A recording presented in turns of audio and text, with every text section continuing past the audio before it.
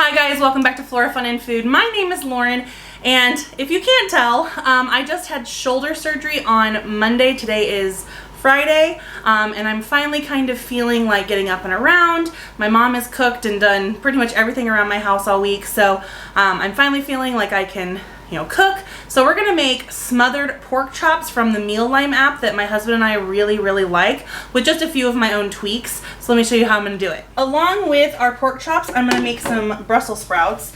Now, thankfully, Keegan, my husband, was nice enough to chop the onions, the mushrooms, and these Brussels sprouts for me. So he was a good little sous chef. So what we're gonna do to these Brussels sprouts is just drizzle olive oil over them. And then I really like this Montreal steak seasoning. I think it's from Grill Mates. So I'm just gonna sprinkle some of that over all of these Brussels sprouts. I love these little spice spoons I bought, especially now that I only have one working arm.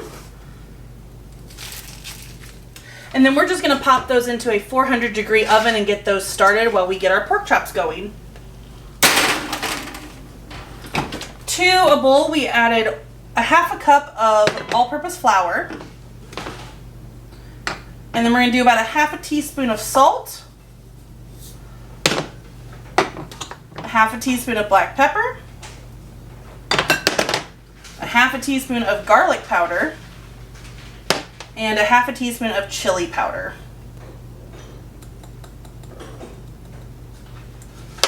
We're just going to get this all mixed together. This is what we're going to dredge our pork chops in before frying them off in the pan. All right, now that our pan is nice and hot, we're going to add oil to the bottom of our pan. We're going to pat our pork chops nice and dry on both sides.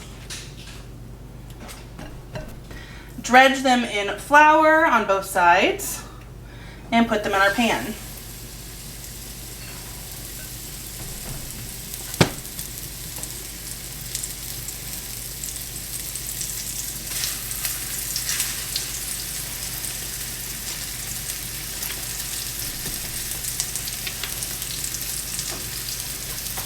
Awesome. Perfect.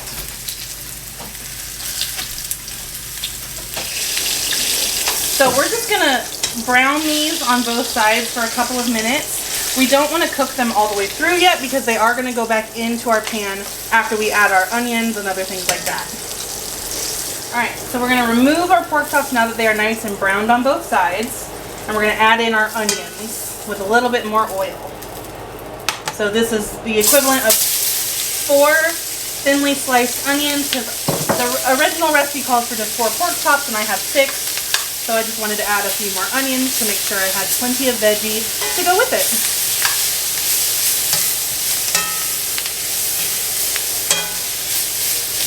So we'll just kind of break these onions up here. Turn our heat down just a little bit and add a little bit of salt and pepper.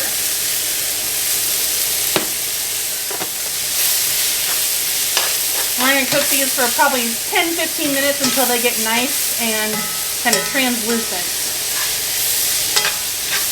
Okay, now the recipe doesn't call for mushrooms. It does for the side, but I love mushrooms, so we're going to add our mushrooms now that our onions are nice and translucent.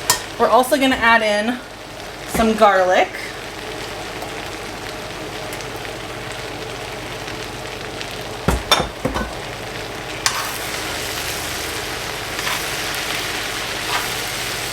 Okay, now that we have cooked our mushrooms for a couple of minutes, we are going to add just a couple tablespoons of our flour mixture to our onions and mushrooms to kind of start making a roux out of the oil that we put in there to kind of get our sauce base started. So you want to make sure that when you're adding flour to something, you want to cook the flour all the way out, because there's nothing worse than the taste of raw flour in your dishes. Now we need to add a cup and a half of chicken stock.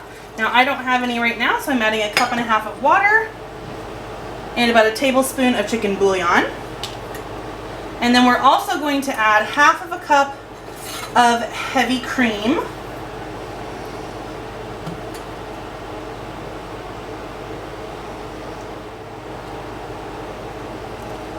go. We'll give that a nice stir here. We'll turn our temperature up so we can get this to kind of a boil. Okay, so it is now boiling. So I'm going to turn the heat down slightly. And then I'm going to take our ground pork chops and dip them in the sauce on both sides. And then we're going to cover this and let this continue cooking for 5 minutes or so until the pork chops are completely cooked all the way through. Alright, we're going to cover this, turn it down to about medium heat, and let it simmer for about 5 minutes. Okay, looks like our Brussels sprouts are done. So we're going to pull those out. Let's check on our pork chops here.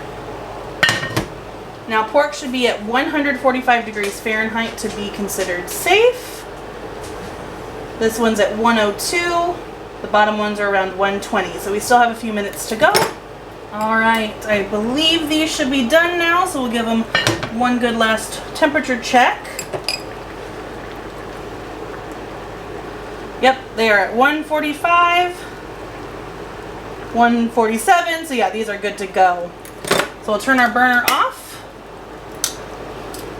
and then we will just dish out some of our delicious pork chops with some onions and mushrooms smothered on top, along with our really delicious looking Brussels sprouts here. If you guys enjoyed this video, please give it a thumbs up and head over to my channel to subscribe for more content like this, and I hope to see you guys again very soon. Thanks guys. Bye.